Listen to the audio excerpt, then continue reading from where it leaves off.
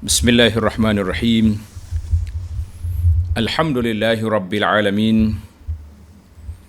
Alhamdulillahilladzi hadana li hadza wa ma kunna linahtadiya laula an hadanallah. Asyhadu an la ilaha illallah wahdahu la syarika lah. Wa asyhadu anna Muhammadan abduhu wa rasuluh. Allahumma salli wa sallim ala abdika wa rasulika Muhammad wa ala alihi wa sahbihi wa man walah, amma ba'du. Muslimin dan muslimat, para pelajar, para penonton sekalian, Assalamualaikum warahmatullahi wabarakatuh. Alhamdulillah, hari ini Rabu 12/2020. Kita teruskan perbincangan kita dalam hikayat yang ke-15. Hikayat Nabi sallallahu alaihi wasallam berada di Masjid Khaif di Mina. Dan dua orang tak menyertai salat berjamaah bersama Nabi sallallahu alaihi wasallam, maka Nabi tegur. Hasil daripada kisah ini lahirlah beberapa hukum fiqh yang kita akan sebut secara ringkasnya dalam hikayat fiqhiyah mukhtarah yang ke-15 ini, insya-Allah. Hadis ini dikeluar oleh Imam Tirmizi, Ahmad, Abu Daud dan lain-lain.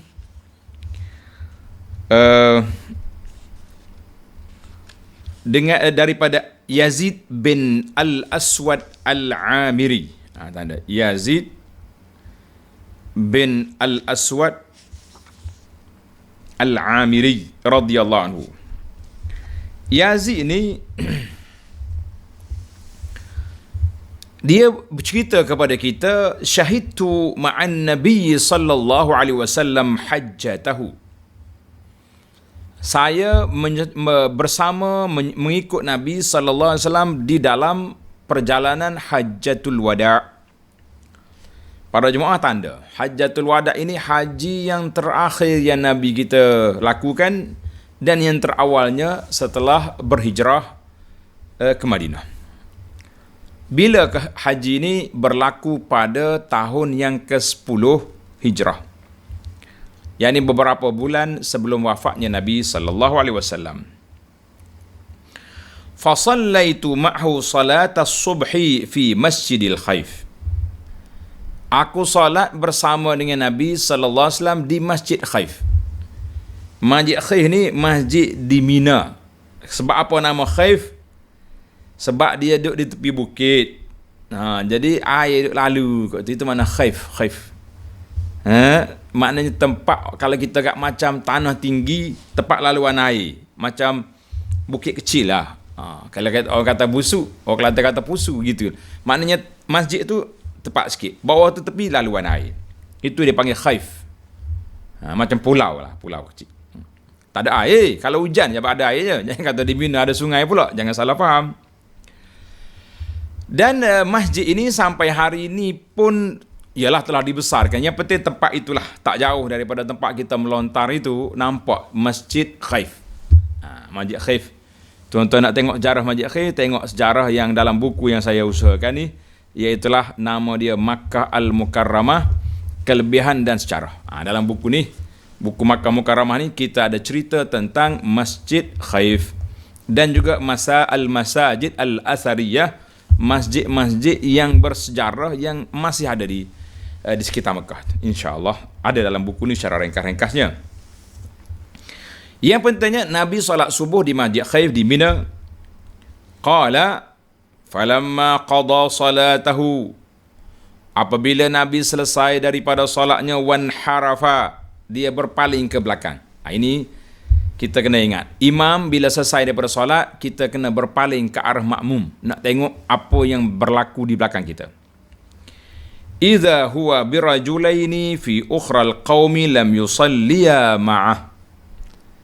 Nabi dapati dua orang laki-laki duduk di ujung belakang jemaah, tidak bersama melakukan solat. Sudah. Nabi tengok dua orang ni tak solat. Faqala alayya bihima.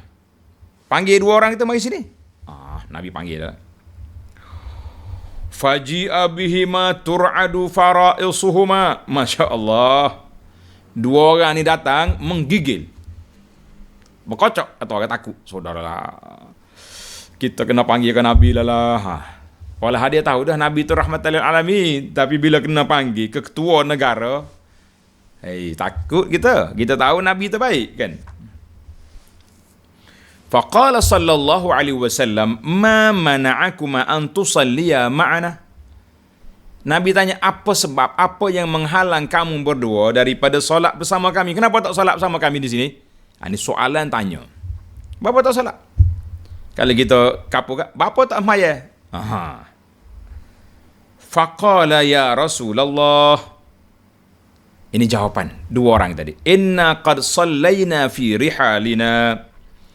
Kami telah solat tadi di tempat tinggal kami. Mana di khemah dia tadi ke? Yang penting dia solat dah. Qala sallallahu alaihi wasallam, fala taf'ala.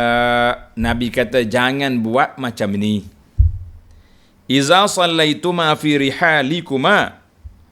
Apabila kamu telah melakukan solat di tempat kamu duduk, di khemah kamu ke, di rumah kamu, thumma ataituma masjida jama'atin. Kemudian kamu datang ke masjid orang duduk solat berjamaah, maka kamu kena solat ma'hum bersama dengan mereka masuk. Fa innaha lakuma nafilatun. Bagi kamu solat yang kedua itu sunat, yang fardunya yang pertama tadi. Cerita ni menarik para jemaah sekalian. Kesinambungan daripada kisah yang lepas yang ada ceritakan tentang bagaimana seorang itu jadi imam, jadi makmum dengan Nabi, lepas tu dia balik jadi imam di kampung dia. Musim PKP ni saya cakap, tuan-tuan pergi solat di masjid, lepas tu balik jadi imam jadi makmum di masjid, kemudian balik jadi imam di rumah bersama keluarga. Hadis ini tonggak perbincangan kita ini insya-Allah. Maka dilalatul hadis ini menunjukkan kepada apa? Istihbabu i'adatil salati fi jama'atin. Elok sunat kita ulang balik solat berjamaah dengan niat dianya solat yang kedua, maknanya solat sunat. Mana kalau kita solat baru ni seorang-seorang rumah, tiba-tiba mari masjid ada orang solat pula, solat. Nah, sebab kita nak ambil pahala berjamaah kan. Allahu Akbar. Dalam hadis tadi ada lagi dalam riwayat lain dia kata apa? Faqala ahaduhuma, salah seorang daripada dua laki-laki tadi berkata, istaghfirli ya Rasulullah. Rasulullah minta ampun lah kepada saya, kalau saya salah ni minta maaf, minta ampun. Fastaghfara lahu, maka Nabi kita minta ampun. Ini untung jumpa dengan Nabi ni kan. Allahu Akbar. Wa nahadhan nas ila Rasulillah. Orang apa bangun pergi dekat Nabi, kata di rawi hadis ni Yazid, dia kata, aku pun bangun juga ke. Wa ana yauma idzin, aku pada waktu itu orang yang kuat. Orang muda kan, orang muda. Maka aku pergi duduk dekat dengan Nabi sallallahu alaihi wasallam, fa akhadtu bi yadihi fa wada'tuha imma ala wajhi aw sadri. Dia pergi dekat Nabi, dia pegang tangan Nabi, dia letak tangan dada ataupun letak di muka dia. Masya-Allah. Fama wajadtu syai'an atyabu wala abradu min yadi Rasulillah sallallahu alaihi wasallam. Dia kata apa? Aku dapati tangan dia sangat sejuk dan wangi baunya sallallahu alaihi wasallam. Kita kata hani'an laka ya Yazid. Allah Ta'ala lah, tahniahlah kepadamu Yazid. Berani kau pergi dekat Nabi, pegang tangan Nabi pula. Masya Allah, tabarakallah. Rezeki dia kan. Baiklah. Maknanya dilalatul hadis ini menunjukkan elok kalau kita solat seorang, kita pergi masjid ada orang solat jamaah, kita ikut sekali sebab kita nak ambil pahala berjamaah. Dan hukum mengulangi balik solat tidak salah. Tuan-tuan kena ingat, salatul fajri, solat fajar. Kalau kita nak kata lepas solat subuh, tak boleh ulang solat. Tak boleh solat sunat lepas subuh kan. Tapi dalam hadis ini ma'hu salatas subhi. Yazid meriwayatkan solat subuh. Maknanya solat subuh, lepas solat subuh tak ada solat sunat. Tapi Nabi benarkan, menunjukkan ada kelonggaran di sini. Dia kira bersebab. Tadi kita solat seorang, ni nak solat ramai-ramai. Alhamdulillah. Baiklah para jemaah sekalian, itu dilalatul hadis. Kita bagi kepada 10 perbincangan hadis ini. Apa dia? Yang pertama kita nak mengenali siapakah Yazid. Yazid bin Al-Aswad Al-Amiri wa yuqalu Al-Khuza'i. Bani Khuza'ah. Orang rapat setia dengan Quraisy. Dia tinggal di Taif. Tinggal di Taif. Mana asal dianya daripada Taif. Kemudian kata Ibnu Abdul Badal kita Al-Isti'ab, dia kata dia ni dibilangi termasuk di kalangan orang-orang sahabat yang tinggal di Kufah. Dan dia tidak masyhur, hadis dia pun tidak banyak. Allah radhiyallahu anhu. Yang penting dia sudah bersahabat dengan Nabi sallallahu alaihi wasallam dan telah meriwayat cerita ini kepada kita. Isu yang kedua, Nabi sallallahu alaihi wasallam solat bersama dengan para sahabat di Masjid Khaif, solat fajar di Masjid Khaif ketika Hajjatul Wada'. Nabi kita ni para jemaah sekalian tanda, dia pergi ke Mina 2 kali. Hari Tarwiyah, hari yang ke-8, Nabi kita daripada Mekah berangkat ke Mina.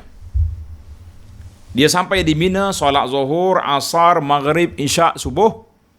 Selepas subuh baru Nabi kita berangkat pergi ke Arafah. Itu kali pertama, dia panggil hari Tarwiyah.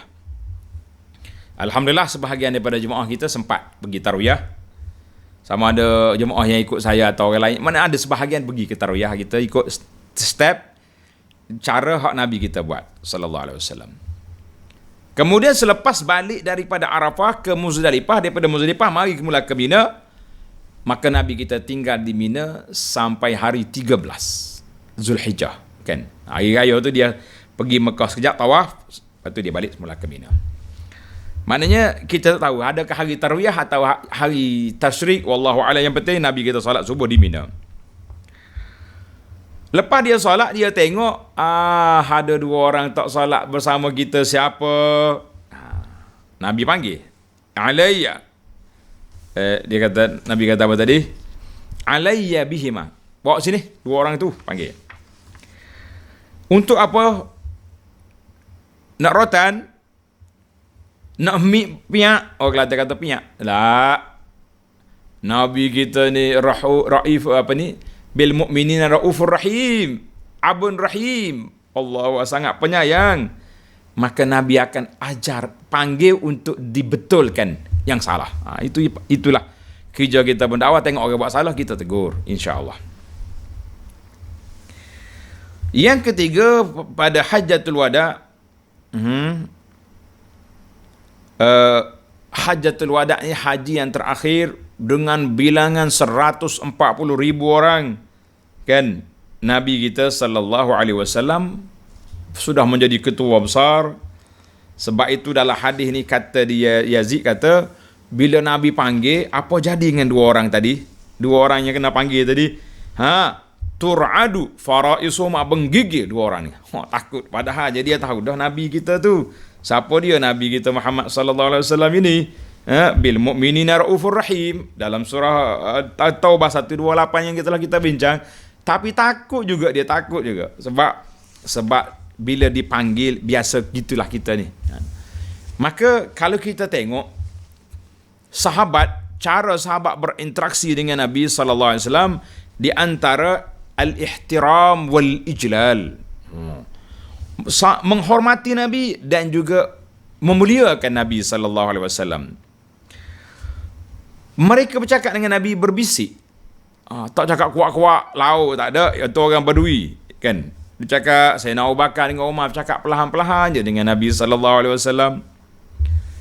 Dan ada di antara sahabat Nabi sangat memuliakan Nabi dan dia takut pada Nabi sallallahu alaihi wasallam, seperti tanda Amr bin al-As dan Abu Sufyan bin Harb. Sangat hormat dia kepada Nabi sallallahu alaihi wasallam.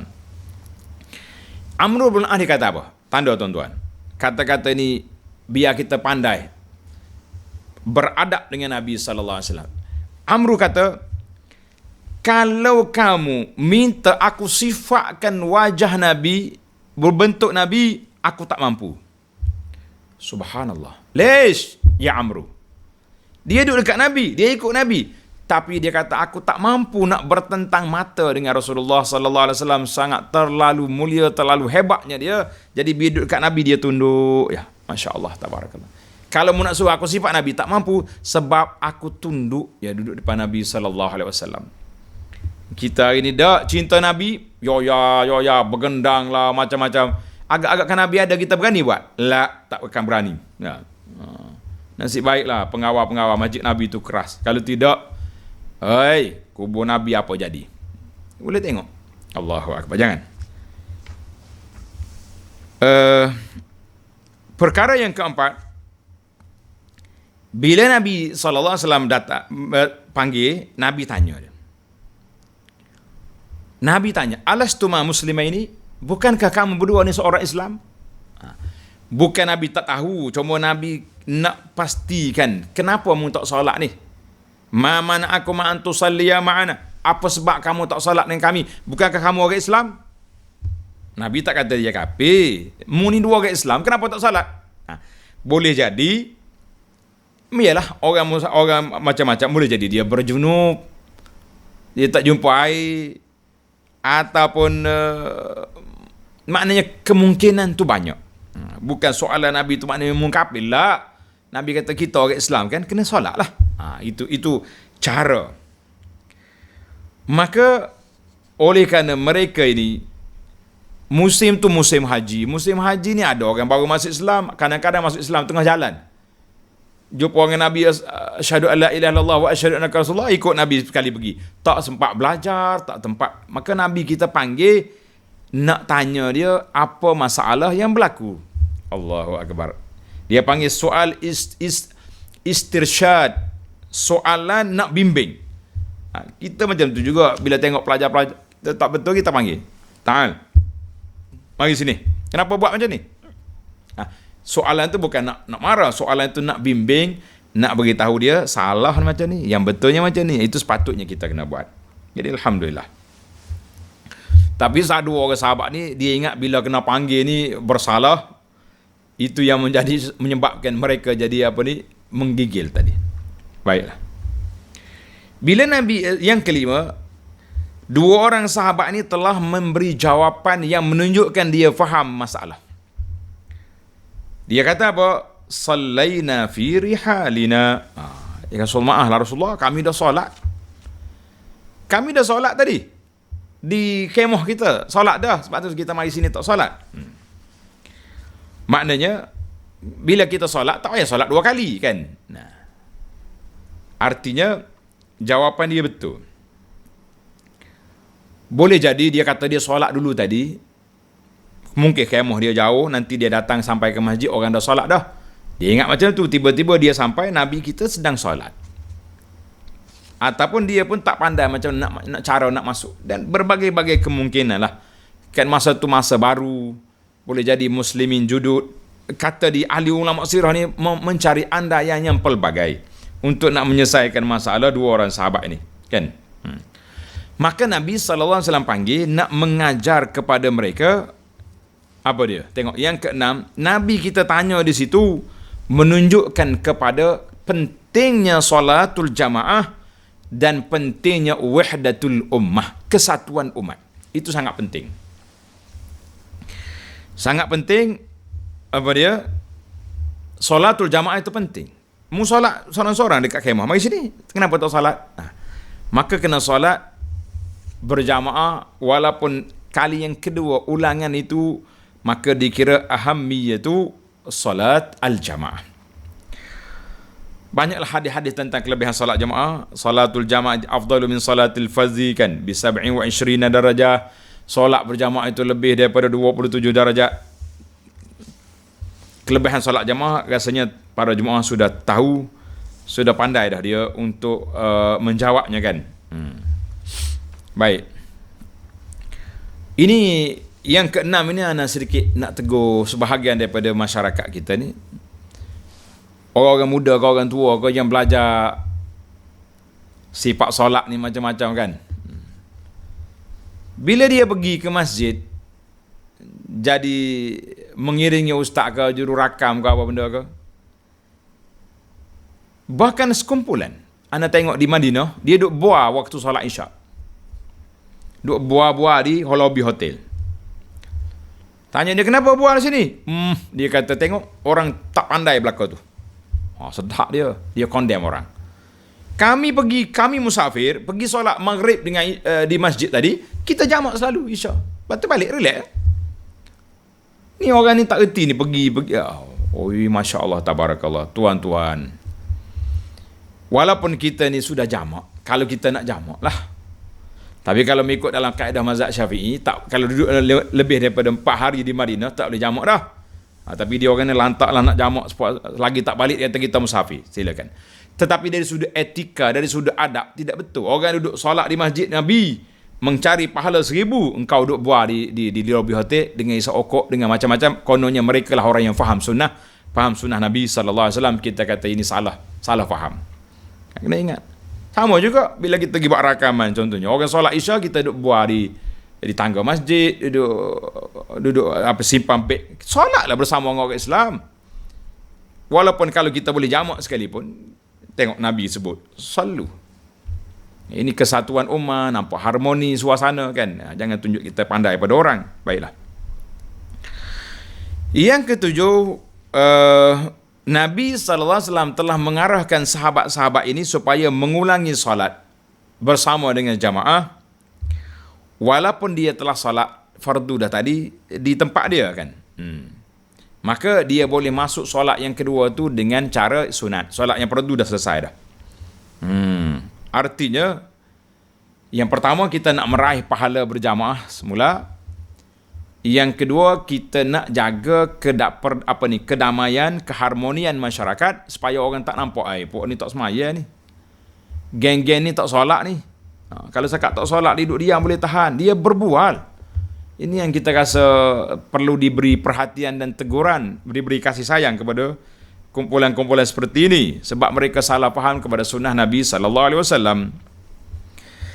Yang ke-8, majoriti ulama berdasarkan dilalatul hadis ini menunjukkan bahawa solat yang kedua, ulangan itu sunat. Solat yang pertama itu yang jadi rukun, yang wajibnya yang pertama. Kita jadi yang ni lah yang rukun sebab yang ni solat berjamaah. Kita kena ingat solat yang pertama itu rukun, solat yang kedua tu jadi sunat, fadilah. Sebab apa? Kata di para ulama pentingnya kita jadi yang pertama itu kerana Nabi SAW tidak tanya dua orang sahabat itu niat apa ketika kamu solat dulu. Fardu ke sunat? Maka sudah tentu mereka akan solat fardu. Yang kedua, mati ni boleh datang tiba-tiba. Maka baiklah kita selesaikan solat fardu kita dulu. Kalau andainya kita mati, tak sempat solat yang kedua pun kita dah solat dah. Alhamdulillah. Yang ketiga, seorang itu tak tahu perkara yang gaib. Kan? Aku ni solat sunat lalu kat rumah ni. Mungkin di masjid nanti sempat solat jemaah. Kita tak tahu. Jadi kita selesaikan yang ni. Kalau pergi masjid, jumpa jamaah, kita solat lagi. Alhamdulillah. Yang keempat, hadis Yazid ni sini telah menyebut kepada kita, Nabi kata apa? Fa innaha lakuma nafilatun. Solat yang kamu ulang ini solat jadi sunat. Jelas. Mana kita kata nas dalam isu ni sudah jelas. Ada sebahagian ulama dia tukar. Dia kata tak. Solat yang pertama tu jadi sunat, yang kedua ni jadi fardu. Sebab apa? Sebab adalah hadis yang dia sebut-sebut.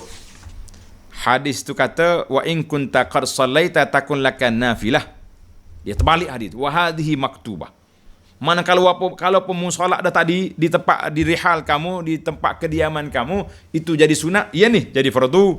Kata di ulama hadis, tanda. Para ulama hadis kata fahadzal hadis dha'afahu an-Nawawi. Dia kata hadis ni dhaif. Imam Nawawi kata. Qala al-Baihaqi hadis Yazid ibn al-Aswad asbat wa aula. Hadis yang mengatakan, hadis Yazid tadi Ia mengatakan solat yang pertama itu fardu, yang ulangan ini sunat, itu lebih kuat.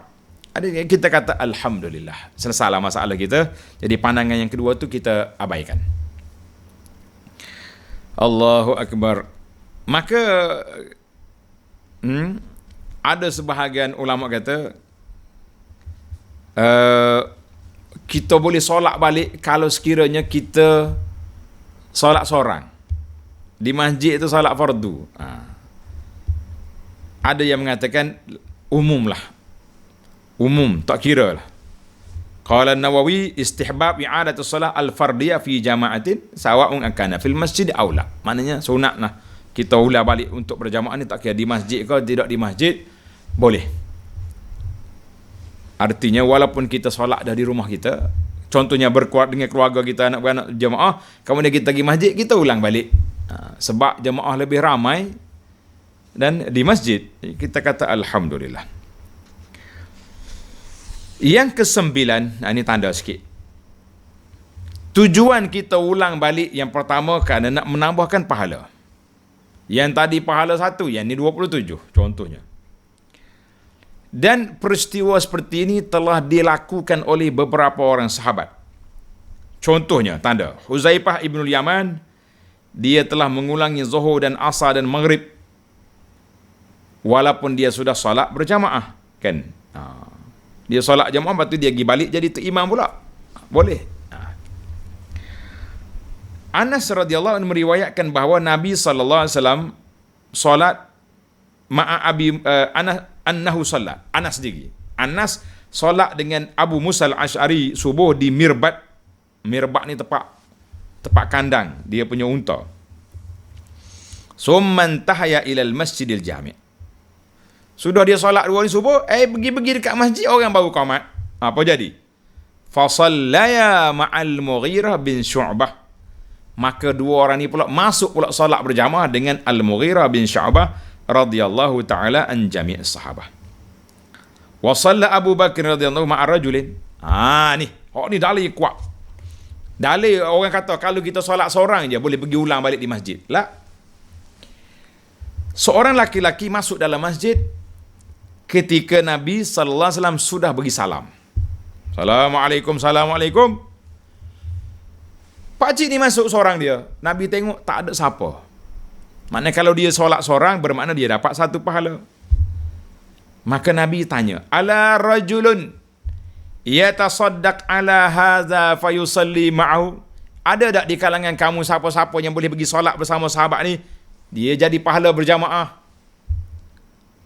Katanya, yang bangun nak solat itu Sayyidina Abu Bakar As-Siddiq radhiyallahu anhu. Allahu akbar. Maknanya hadis ini menunjukkan bahawa boleh kita i'adah sama ada kita solat seorang, kita sudah solat berjamaah, kan? Apa ini yang ana tegaskan kepada para jemaah, boleh kita balik, kita solat berjamaah di masjid bersama dengan imam ratib, kemudian kita balik ke rumah kita, kita menjadi imam kepada keluarga kita, isteri dan anak-anak yang menunggu di rumah. Jadi nasihat saya lah kepada imam-imam interim semusim PKP yang tak nak letak jawatan, tak nak pergi masjid. Ni ada saya dapat maklumat. Orang tanya, Ustaz, saya dah selesa lah solat kat rumah bersama dengan keluarga ni. Bagaimana Ustaz? Boleh tak saya teruskan? Saya dah pandai jadi imam, dah baca zikir, lepas solat pun sudah hafal, kan? Buku Ustaz bagi ni, zikir lepas solat saya dah khatam. Boleh tak? Saya kata, kalau PKP telah lepas, pihak pemerintah telah membenarkan kita kembali ke masjid, maka mesti kita pergi masjid. Kesianlah kepada anak-anak. Mereka dah biasa dah 3 bulan dah, kan, daripada bulan 3 lagi sampai bulan 6. Dah 3 bulan dah, orang Kelantan kata gerak dah solat berjamaah dengan bapak. Macam nak buat? Inilah penyelesaian ya. Hadis sahabat-sahabat ini, kamu pergi solat di masjid, sudah solat balik ke rumah, menjadi imam kepada isteri dan anak-anak, kita kata alhamdulillah. Jelas saya rasa penjelasan ini sudah jelas. Kalau ada sahabat-sahabat kita yang rasa tak jelas, boleh tanya saya. Boleh tanya soalan nanti kita ulang balik, kita ulah balik di dalam kesempatan yang lain insya-Allah. Sebabnya masyarakat kita ni perlu kepada bimbingan seperti ini. Kalau tidak kita jadi apa? Jadi tidak tidak harmoni. Tak nak pergi masjid sebab ni. Maka kita mengatakan kena pergi masjid. Alhamdulillah. Jadi ulangan yang kedua tu menambahkan pahala. Dan ulangan yang kedua juga kita memberi ruang kepada keluarga kita di rumah supaya menjadi makmum dan hidup balik solatul jamaah bersama keluarga. Kita kata alhamdulillah. Timbul lagi soalan, dia kata ustaz, lepas maghrib kita ada kuliah. Alhamdulillah, balik semula ke masjid. Ataupun sekarang ni kita boleh dengar je kuliah dengan anak-anak di rumah seperti apa yang kita buat sekarang. Boleh je. Kan tuan-tuan boleh tengok di sini kalaulah. Tapi kalau ada orang solat di masjid tu kena pakat bekal, ada kuliah di masjid, kalau semua pakat tak pergi belaka penat kita. Jadi kita kena pergi tengok apa ni kuliah di masjid. Kalau tidak matilah majlis ilmu. Baru tu orang tanya ustaz, yang mana utama? Yang mana utama? Solat apa ini mengaji dengan online ke belajar dengan imam, belajar secara talaqi? Tanda tuan-tuan, soalan ni menarik. Dia kata saya selesa dah belajar secara online. Kita kata alhamdulillah. Insya-Allah tuan-tuan, puan-puan yang belajar secara online pun boleh dianggap sebagai bertalaqi. Insya-Allah. Cuma kita kehilangan satu lagi. Kehilangan duduk bersama dalam majlis ilmu yang telah disebut oleh Nabi sallallahu alaihi wasallam, majtama'a qaumun fi baitin min buyutillah, tidak berhimpun mana-mana kaum di rumah Allah. Jadi kain kita tak boleh nak himpun. Saya di sini dan tuan-tuan di rumah masing-masing. Ada setengah orang tu, saya di masjid ustaz. Dia pasang dia punya dia punya alat ni, letak dalam telinga dia dengar. Tama-tama musim PKPB ini, bilangan masjid terhad. Dan sebahagian daripada pemerintah telah menggunakan kuasa dia tidak membenarkan sebarang kuliah, termasuk kelas Quran, walaupun ada 5, 6, 7 orang. Kan? Kita kata tak apalah, kita akur.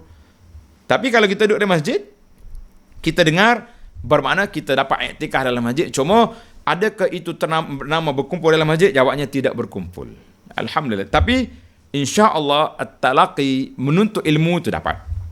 InsyaAllah menuntut ilmu itu dapat. Baiklah, coba tengok kalau ada soalan-soalan yang berkaitan, kita bagi peluang ataupun kita jawab lepas pada ini kan. Yang ke-10 yang terakhir dalam perbincangan kita ini, maknanya solat itu dilarang kita ulang 2 kali dengan satu niat je. Mana kita niat solat zuhur 2 kali lah. Kita niat yang pertama tadi zuhur yang fardunya, yang ini jadi ulangnya balik. Saya aku solat zuhur ulang. Mana jadi sunat lah yang kedua tu kan. Kerana